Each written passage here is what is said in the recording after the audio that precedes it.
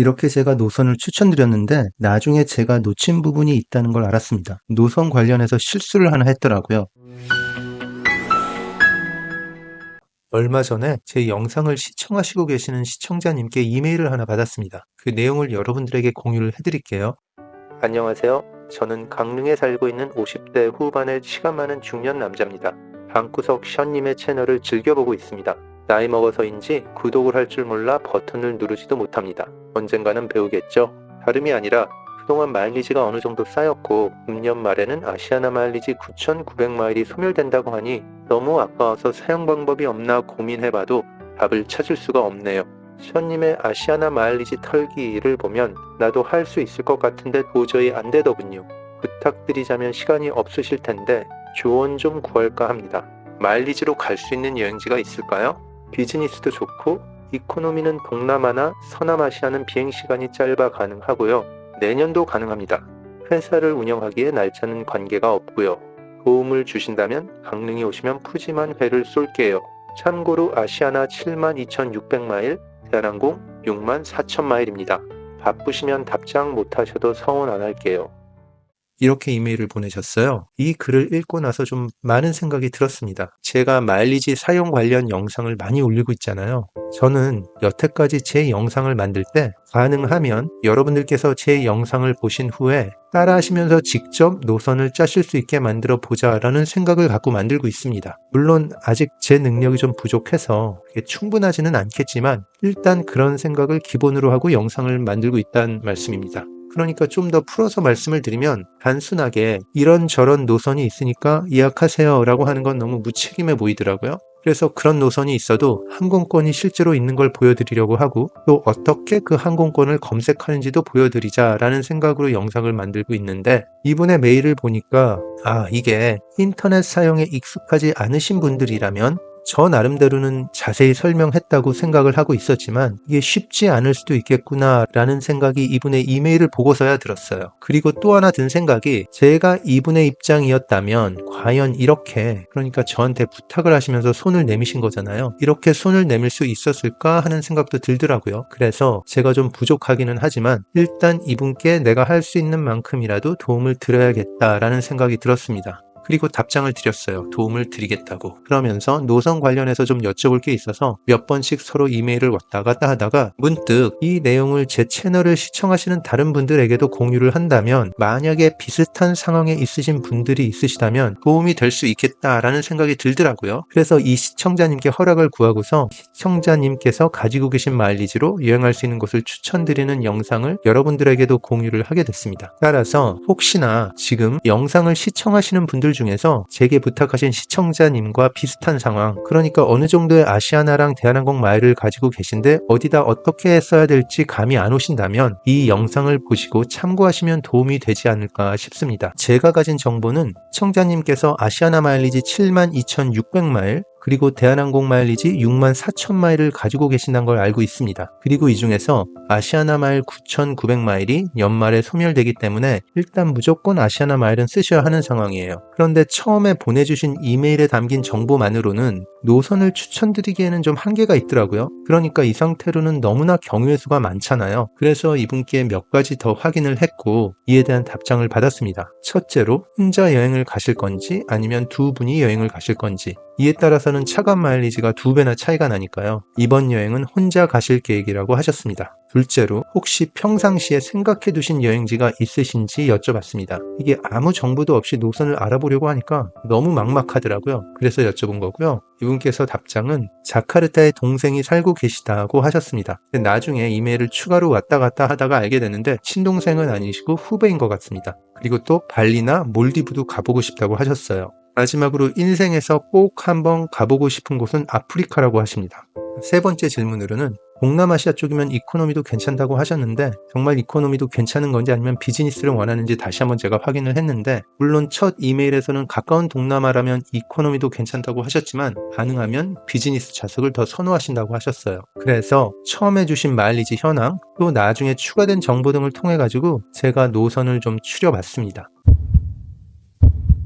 일단 제가 노선을 추릴 때 가장 먼저 1순위를 자카르타로 했어요. 아무래도 동생분이 사시고 계시다고 하셨으니까 그곳을 가는 게 좋지 않을까라고 생각을 했습니다. 그러면 구글 지도에서 먼저 자카르타의 위치를 볼게요. 싱가폴이 바로 위에 있죠? 일단 머릿속에 드는 생각이 당연히 싱가폴 항공을 타고 경유해서 가면 되겠다라는 생각이 들었습니다. 근데 생각해보니까 문제는 싱가폴 항공 같은 경우는 인천 싱가폴 구간의 비즈니스 항공권을 찾기가 상당히 어렵습니다. 물론 이 구간에 아시아나항공도 운항을 하기 때문에 아시아나항공 노선을 탈 수도 있지만 제가 확인해 본 바로는 제가 예약을 하려는 기간에 아시아나 비즈니스는 인천 싱가폴 노선에는 남아있는 게 없더라고요. 그래서 자카르타를 갈 수 있는 다른 노선을 알아보다가 아무래도 에바 항공이 좋겠다고 생각을 했습니다. 인천에서 대만까지 가고요. 대만에서 에바 항공을 타고 자카르타 직항으로 갈 수 있으니까요. 이렇게 생각한 다음에 이 노선에 대한 항공편을 검색을 했고요. 물론 이런 항공편들을 저는 유나이티드 항공 홈페이지에서 찾았습니다. 그런데 오늘 영상에서는 따로 유나이티드 항공 홈페이지에서 찾은 거를 보여드리지는 않을게요. 혹시나 제 영상을 처음 보시는 분들께서는 다른 영상들에서 제가 유나이티드 항공 홈페이지를 통해서 검색하는 방법을 설명해 놨으니까 꼭 그 영상들을 보시는 걸 추천드려요. 스타 얼라이언스 항공 좌석이 언제 오픈되는지 검색하실 때 아주 큰 도움이 되실 겁니다. 그래서 아시아나 항공 홈페이지에서 5월 13일 화요일에 대만으로 가서 1박을 하고요. 5월 14일에 대만으로 가서 에바 항공을 타고 자카르타로 가는 노선을 찾았어요. 보시는 것처럼 인천 대만행 노선 같은 경우는 5월 13일에 총 3대가 있죠. 아시아나 항공이 2대가 있고 에바 항공이 1대가 있습니다. 또 5월 14일에는 아침 9시에 자카르타로 출발하는 에바 항공이 있는 게 보입니다. 물론 모두 비즈니스 좌석이고요. 이렇게 했을 때 비즈니스 좌석이니까 편도 기준 37,500마일이 들어갑니다. 왕복은 75,000마일이고요. 시청자분께서 아시아나 마일을 72,600마일 가지고 계시다 하셨으니까 여기에서 37,500마일을 쓰시게 되면 남은 마일은 35,100마일이죠. 그 얘기는 귀국행 항공편 같은 경우는 아시아나 항공 스타 얼라이언스 티켓으로는 예약을 못한다는 얘기입니다. 그래서 저는 귀국행 항공권을 대한항공을 타시고 자카르타로 인천 직항으로 가시는 걸 추천드리기로 했어요. 이 경우는 제가 대한항공 홈페이지에서 찾아보니까 4월 그리고 5월에는 항공권이 대부분 다 남아 있더라고요. 이렇게 대한항공 홈페이지에서 자카르타 인천 노선을 5월 28일에 검색해보면 비즈니스 좌석 마일차감 35,000마일이고요. 총 세금은 75,100원으로 나왔습니다. 그래서 원래 64,000마일이었던 대한항공 마일리지는 만약에 이 노선을 이용하신다면 29,000마일이 남는 게 되고요. 그리고 일단 이 사연을 부탁하신 시청자님의 성향을 정확히 알지는 못해서 그러니까 제가 여기서 성향이라고 하는 게 뭐냐면 혹시 제가 제 여러 영상들에서 추천드리고 있는 레이오버 여행을 즐기시는 분인지 아니면 그렇지 않은지를 잘 몰라서 일단 이쪽 노선으로 하나를 더 추가를 했습니다. 인천에서 대만으로 가는 항공편은 똑같은데 대만에서 자카르타로 바로 들어가지 않고 대만에서 싱가폴로 들어가서 거기서 또 1박을 하는 스케줄이에요. 대만에서 싱가폴 가는 항공편은 에바 항공을 이용하셔도 되고요. 아니면 싱가폴 항공도 비즈니스 좌석이 오픈되어 있습니다.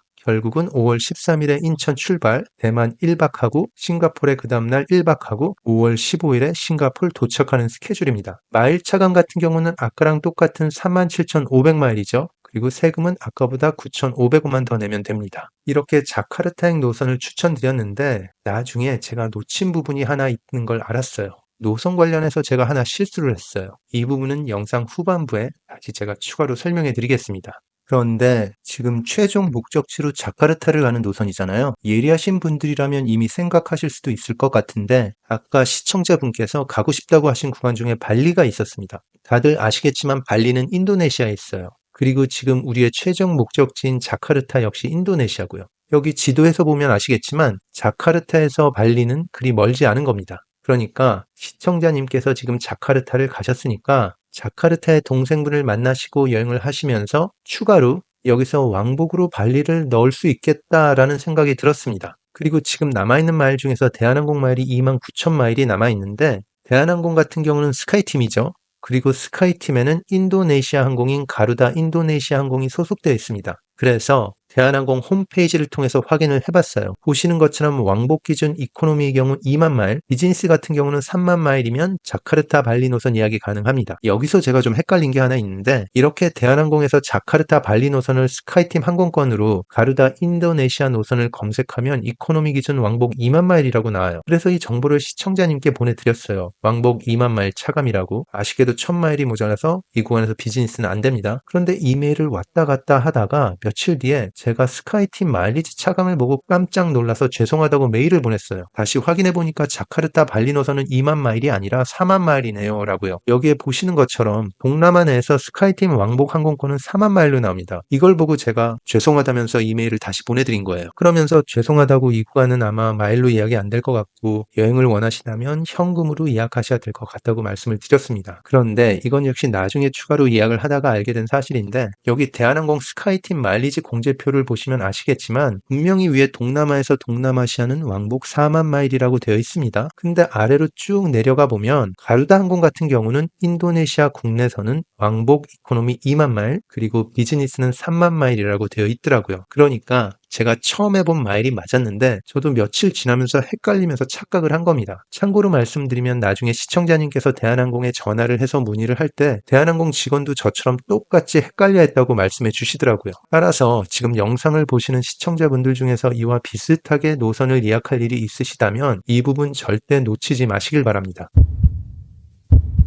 자, 그러면 시청자분께서 가시고 싶은 곳 중에서 자카르타랑 발리 노선을 찾은 겁니다. 그리고 또 시청자분께서 말씀해주신 여행하시고 싶은 곳 중에서 다른 구간들도 찾아봐서 선택권을 드리기로 했어요. 그래서 두 번째 노선으로는 몰디브로 가는 노선을 알아봤습니다. 단, 몰디브까지 비즈니스로 가시는 총 마일은 아까 자카르타를 가실 때와 마찬가지로 37,500마일입니다. 그런데 하나 문제가 있죠. 이게 문제일 수도 있고 아닐 수도 있긴 한데, 시청자님께서는 비즈니스 좌석을 타고 가길 원하세요. 그러니까 몰디브로 들어가려면 일단 싱가포르를 가야 되는데, 인천 싱가포르 노선에 비즈니스 좌석이 없기 때문에 몰디브를 가기 위해서는 무조건 두 번의 레이오버를 하셔야 됩니다. 아까 첫 번째 자카르타로 들어갈 때는 이게 선택사항이었는데 몰디브를 가실 때는 선택사항이 아니라 필수사항이 됐어요. 그래서 몰디브로 가는 노선 역시 대만을 경유하는 일정으로 만들었고요. 그러니까 먼저 인천에서 대만으로 가서 1박을 하고, 또는 1박을 안 하셔도 되지만 아무래도 두 번이나 경유를 하기 때문에 그냥 당일에 가시면 너무 피곤할 것 같아서 차라리 경유지에서 1박씩 하는 레이오버 여행을 하시는 게 좋을 것 같아서 일정을 그렇게 만들었습니다. 그리고 다음날 싱가포르로 가서 또 1박을 하고요. 그리고 나서 싱가포르에서 몰디브로 가는 일정입니다. 보시는 것처럼 아까 자카르타를 들어갈 때와 동일하게 37,500마일이 들었어요. 이 기간에는 아시아나항공의 인천 싱가포르 노선의 비즈니스 항공권이 없어서 어쩔 수 없이 노선을 이렇게 짰지만, 혹시나 영상을 시청하시는 분들께서 비슷한 노선을 가고 싶은데 기간이 다르다 하면은 그 기간에는 아시아나항공이 남아있을 수도 있습니다. 그럴 때는 굳이 대만을 경유해서 싱가포르로 가지 않고요. 아시아나항공으로 비즈니스를 타면서 싱가포르로 들어가고 싱가포르에서 몰디브로 비즈니스를 타고 가셔도 37,500 똑같습니다. 그 다음에 귀국행 노선을 어떻게 해야 되나 좀 고민을 했습니다. 일단 스타 얼라이언스 마일이 부족하기 때문에 인천으로 바로 들어가지는 못합니다. 그래서 차라리 인천으로 가지 말고 자카르타로 가서 동생분을 만나는 일정을 넣자라고 생각했어요. 이렇게 하면 어떻게 보면 스탑오버가 두 번 있는 거죠. 몰디브에서 스탑오버를 한 번 하고 자카르타에서 스탑오버를 한 번 하고요. 대신에 이 노선 같은 경우는 스타 얼라이언스 이코노미로밖에 안 됩니다. 어떻게 보면 좀 복잡하긴 한데, 이렇게 노선을 생각한 이유는 이코노미를 타고 몰디브에서 인천까지 가실 수는 있는데 아무래도 시간상 거리상 좀 힘드실 수 있으니까 차라리 이코노미로 동생분이 계시는 자카르타까지만 간다면 좀 덜 피곤할 거다라고 생각을 한 거죠. 그리고 거기서 여행을 좀 추가로 하신 후에 아까 첫 일정이랑 똑같이 대한항공으로 나오는 스케줄로 짜자라고 생각을 한 겁니다. 결국 몰디브에서 싱가포르로 들어가고 1박을 해도 되고 아니면 짧은 경유를 한 후에 자카르타로 들어가도 되는 일정으로 아시아나 홈페이지에서 찾아봤어요. 보시는 것처럼 이코노미로 25,000마일이 나왔고요. 여기는 같은 동남아 구간이 아니라 몰디브는 서남아로 구분되어 있습니다. 그래서 서남아에서 동남아로의 마일 차감인 25,000마일이 차감이 되는 겁니다. 마지막으로 대한항공으로 귀국하는 노선은 아까랑 동일하게 비즈니스를 이용하면 되는 거고요. 자카르타에서 인천. 이 경우에도 옵션으로 만약에 원하신다면 자카르타 발리를 추가할 여지는 있습니다.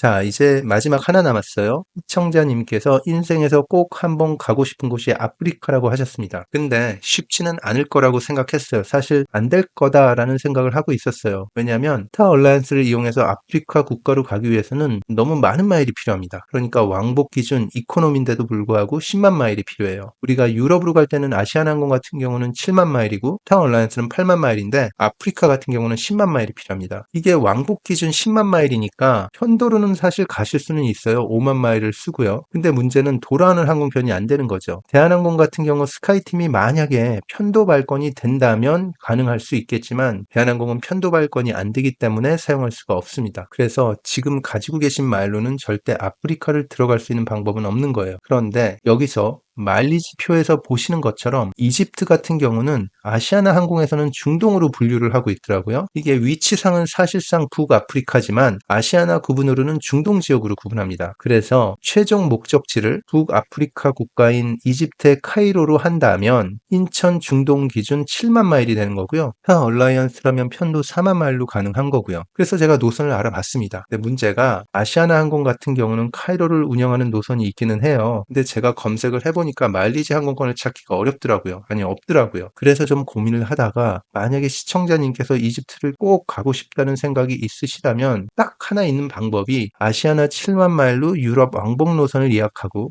예를 들어서 인천 파리 왕복을 예약하는 거죠. 그리고 파리로 가서 유럽 그러니까 프랑스를 여행을 하시다가 여행 중간쯤에 프랑스에서 이집트를 대한항공 스카이팀을 이용해서 왕복으로 예약하는 노선이라면 이집트까지는 갈 수 있겠다라고 생각을 했습니다. 물론 이 경우는 이코노미밖에 이용을 못하는 겁니다. 그리고 아시아나 마일은 7만 마일 그리고 대한항공 4만 마일을 차감해야 돼요. 그래서 제가 아시아나항공에서 인천 파리 노선을 검색해 보니까 아직 꽤 여유가 있더라고요. 제가 항공권을 검색할 때가 10월 29일이었는데 3월에도 충분히 남아있는 게 보입니다. 이 일정 같은 경우 유럽도 보고 또 이집트도 여행해야 되는 일정이라서 그리고 또 장거리 노선이잖아요. 그래서 유럽에서 좀 더 여유 있는 일정으로 한번 잡아봤어요. 3월 12일에 출발해서 4월 2일에 돌아오는 일정으로요. 7만 마일 차감에 세금은 26만 3,800원이 나왔습니다. 그리고 대한항공 홈페이지에서 스카이팀인 에어프랑스를 이용해서 파리 카이로 왕복 노선을 4만 마일에 찾았습니다.